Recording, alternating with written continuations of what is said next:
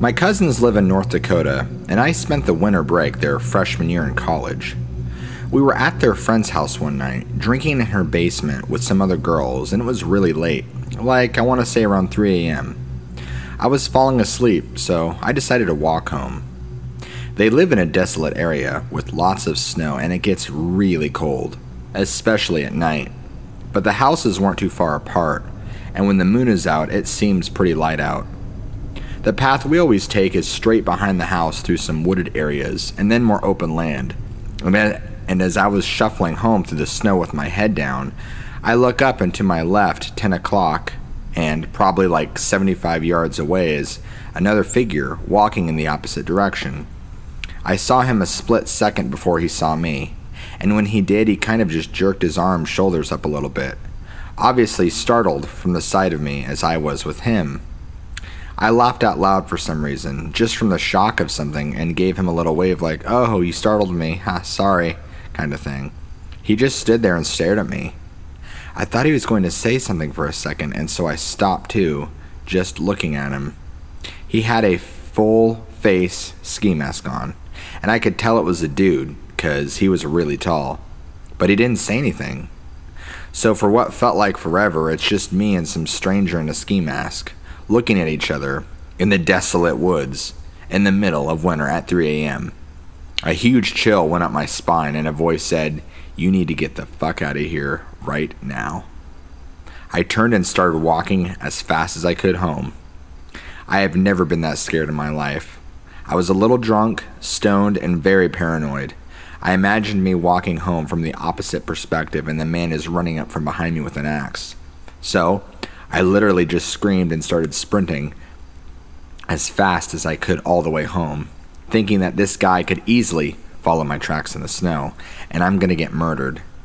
Luckily I didn't, but I don't think I'll be visiting them again anytime soon. I'm not sure it counts as another human being because we didn't positively identify anyone, but a few years ago, my friend and I were staying in a small cabin my dad had on a remote piece of land in the Idaho wilderness. The nearest town was probably 50 miles out, and the nearest active road that wasn't an old logging road was about 2 miles from the cabin. My friend and I had been BSing. And laughing in the cabin in our bunks, and it was about midnight. We had turned off the lantern and we were trying to fall asleep when we heard something that sounded like something had scraped the door. We both lifted up our heads and mumbled a conversation of, "Did you hear something?" "Yeah." Then, in the middle of nowhere, in this remote cabin, someone just starts knocking on the door and doesn't say anything, but just knocks. We're both in our 30s, but we're so scared shitless we didn't say anything. We just laid there with our heads up staring at the door. We didn't go out until it was light again, and there was nothing near the door that would have tapped against it, and no animal tracks. It freaks me out even thinking about it again. I camped in Northern California with a couple of friends for 3 months straight in 2012. We're talking way out in the wilderness. The whole trip was a great success until we were heading south again. We set up camp a few miles outside of a tiny town as it was getting dark. The only things in this town were one long road, a gas station, a post office, and a bar. In the middle of the night, we hear screaming in the distance. We could discern 3 different voices, but they were far enough away we couldn't quite make out what was being said. All of a sudden, we hear a single gunshot, followed by absolute silence. I opened my tent and looked over at my friends who were looking back at me. None of us said a word. We laid back down and tried to sleep. It was the scariest night of my life. A lot of people wonder if we reported this to the police. What police? You need to understand that in this area, one sheriff patrols 3 counties. That's it. This area of Cali is what Sons of Anarchy is based on.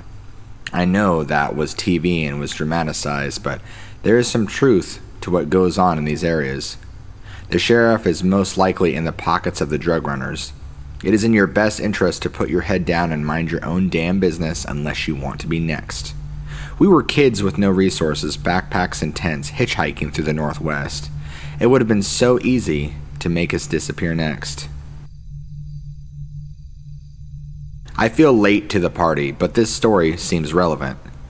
A friend and I were scoping out an area for hiking because we were both new to the area.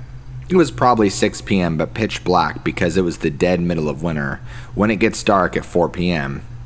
We drove down a dead-end dirt road to try to find a trailhead we had heard about.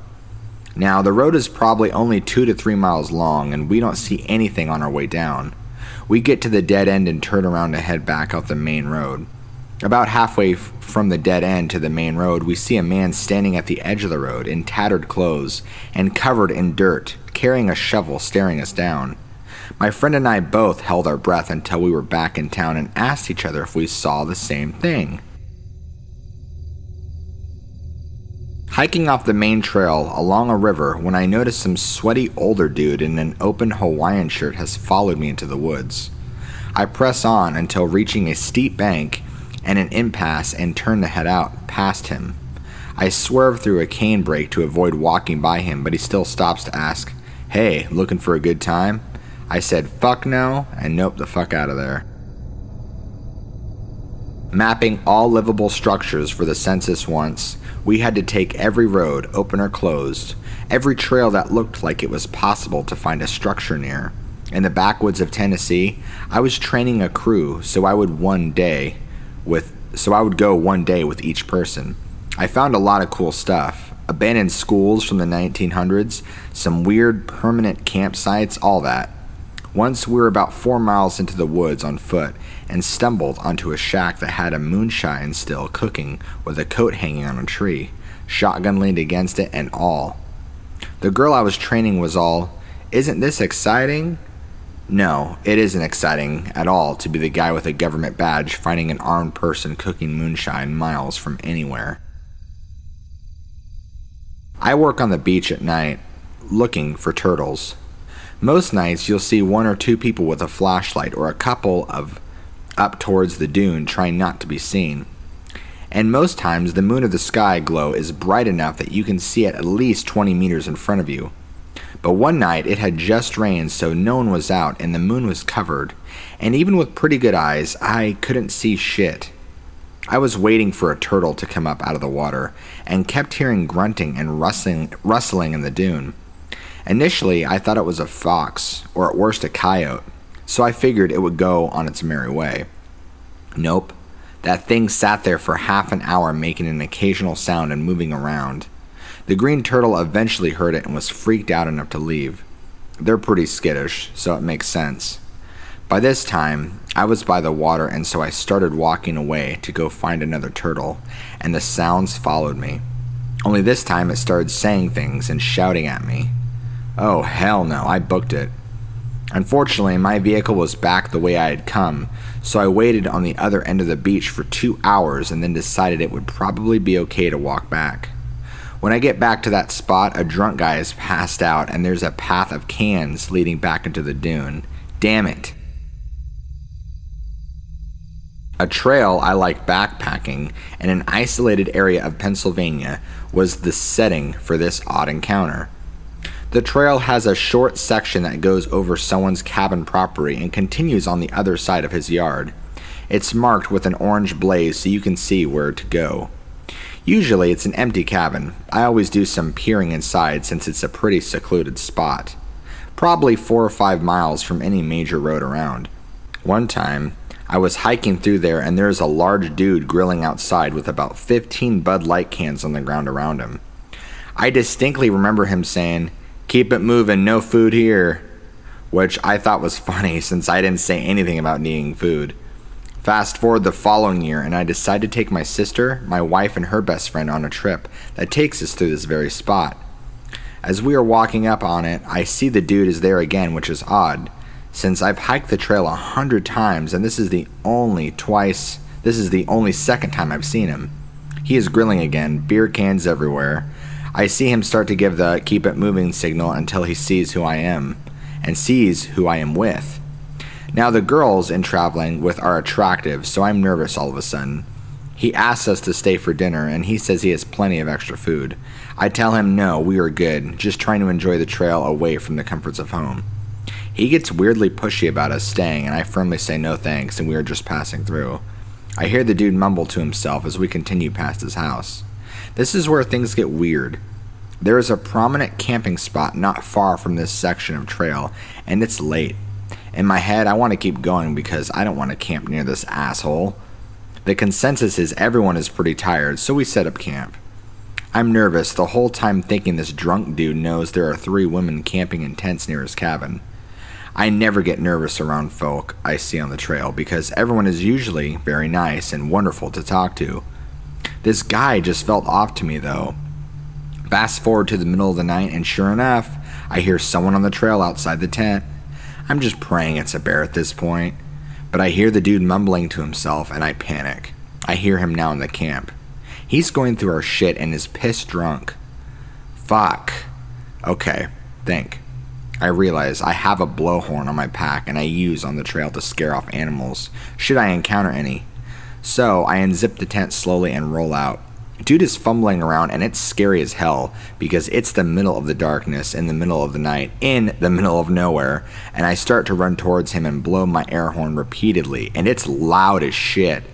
Everyone in their tent starts screaming. The dude nearly shits his pants and starts bumbling the fuck out of there. Everyone is so shooken up at this point. We pack up and night hike out of there. Worst experience I've ever had.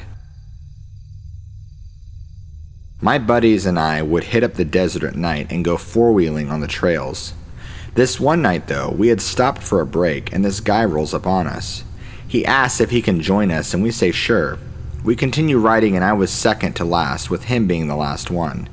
We were pretty familiar with the trails, so I kept looking back, checking in on him, not knowing how familiar he was or experienced rider he was. As we're approaching the hill that overlooks most of the area, I look back and he's gone. I flag my buddies down and we go back to look for him. Nothing. We go up the hill, kill our engines, and listen for his bike or look for his lights. It was pitch black and not a sound.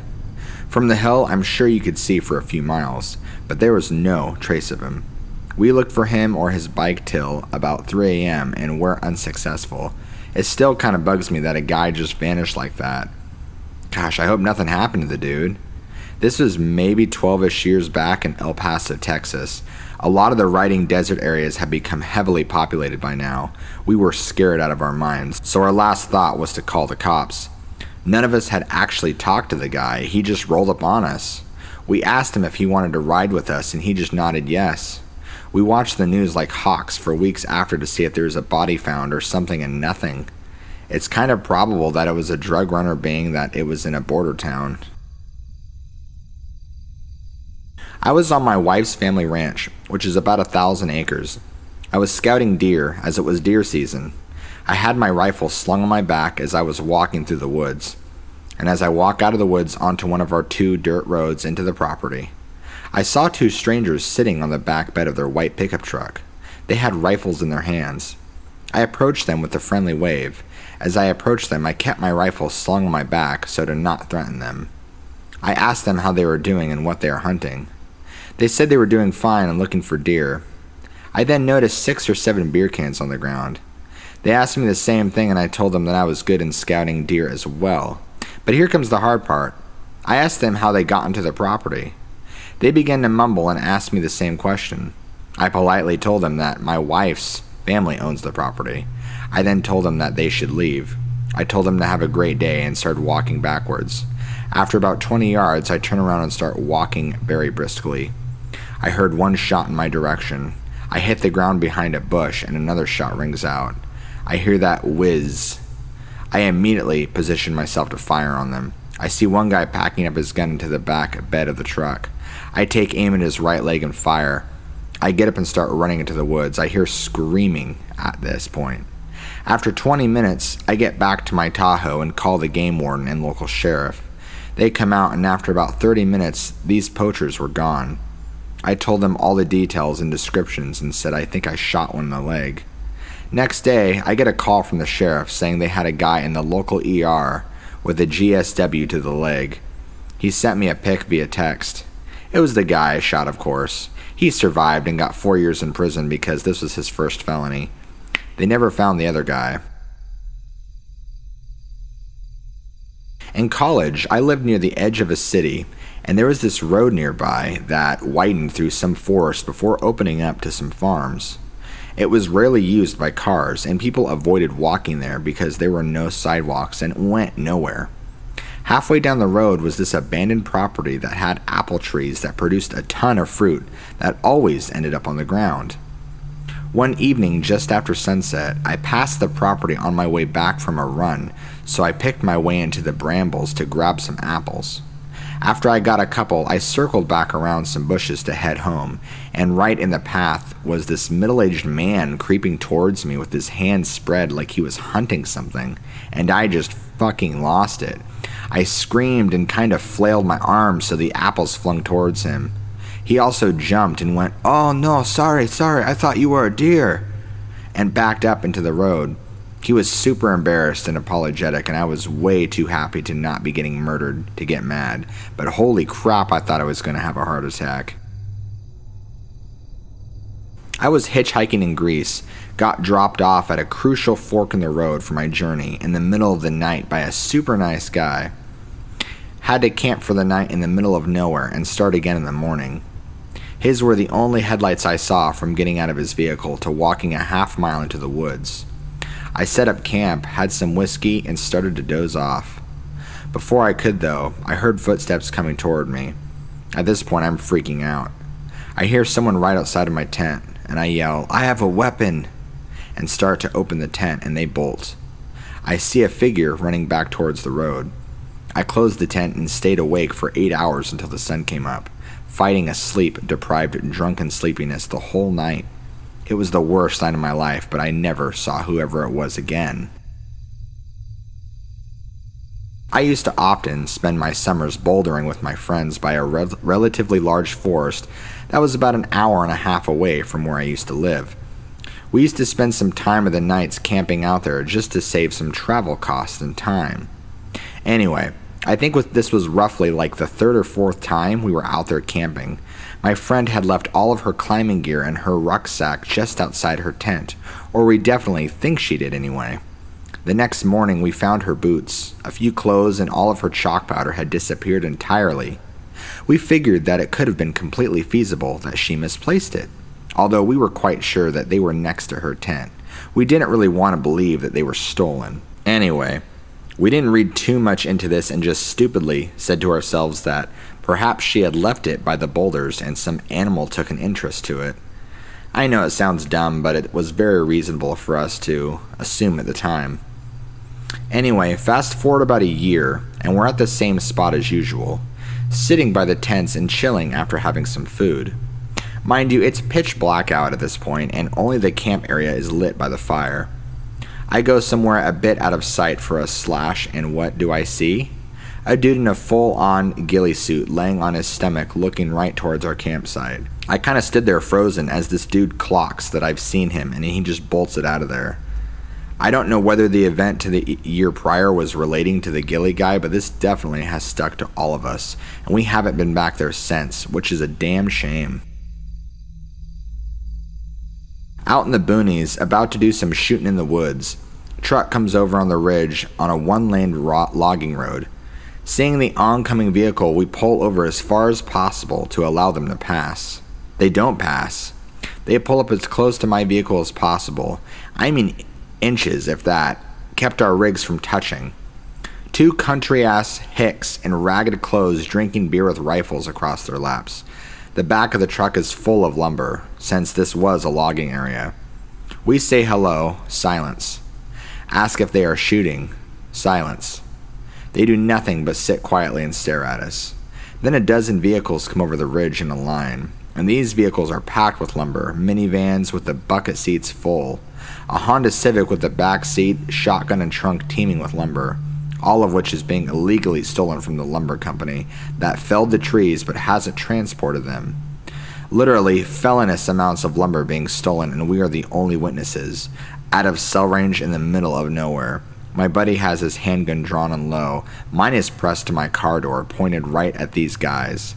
We sit in complete silence till their final car passes, and they drive off without a word. I got a membership to a range the next week. Fuck country-ass places. So, not sure this counts as wilderness, but me and my girlfriend did this off-trail hike that had an extremely long and steep climb to reach a small rock overhang that looked over cliffs and ocean. As it came in view, we noticed there was an old lady already sitting up there with a sketch pad in her hand.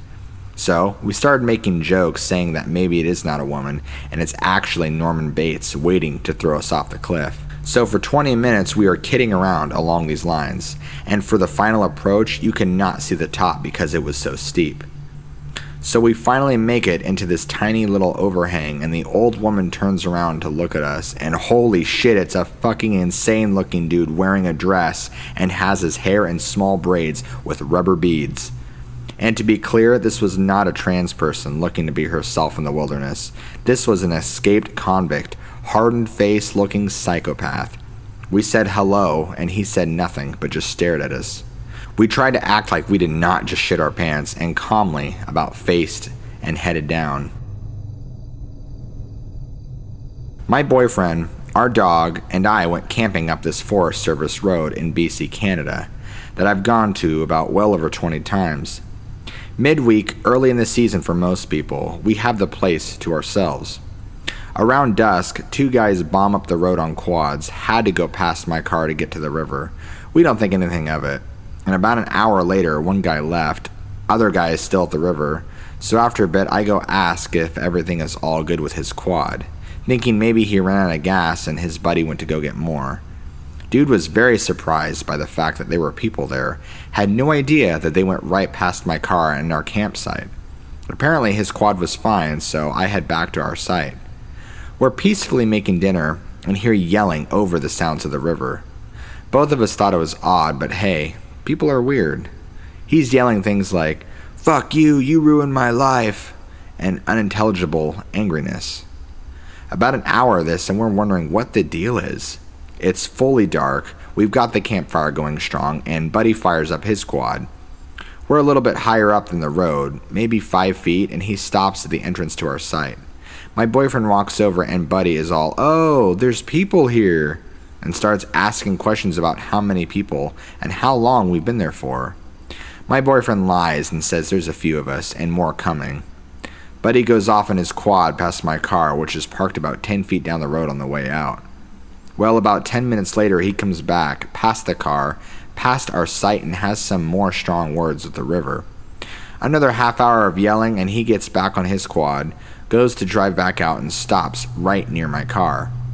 We're definitely weirded out at this point and didn't want my car trashed. Boyfriend takes the hatchet and goes to get something out of the car. Buddy is once again surprised by our presence. Buddy leaves again, but not 20 minutes go by and he's come back. It's about 11 p.m. at this point. We're drinking, but now are stone cold sober. Buddy stops his quad just below the campsite again. We pretend to ignore his presence and go on with our conversation, and I've got 911 dialed on my phone, a hatchet beside my chair and my hunting knife in my lap, just about to press send when he goes to leave again. I call anyway and let the police know what's been going on, and if they find 2 murdered bodies, it's us. Buddy came back 2 more times, finally left for good around 2 a.m. I don't think we got any sleep that night, and I've never been so unnerved in my life just from a camping trip. And I do a decent amount of solo camping myself. I've never heard of anything back from the police either, and it still freaks me out. A few years ago, a girlfriend and I lived in an apartment complex near some woods and a lake. I would occasionally take my banjo, Illy, out to this boards-on wires with a tarp hut I found in the woods. Mostly, kids used it to smoke weed, but it was also great to get some real down-south picking going on. Anyway, I'm out there one night, practicing chords or whatever, cue sticks breaking, people shouting, and distant slivers of light shining through the hut's borders. So, I ignore it all as it comes closer, and a few moments later, one of them comes in. He seems a little hazy. "Are you the architect?" "No, I'm not." His friend waltzes in, machete in hand, telling me he is on a heavy dose of LSD. At this point, I start to play real chill as he and like 4 other friends come in and sit down next to me.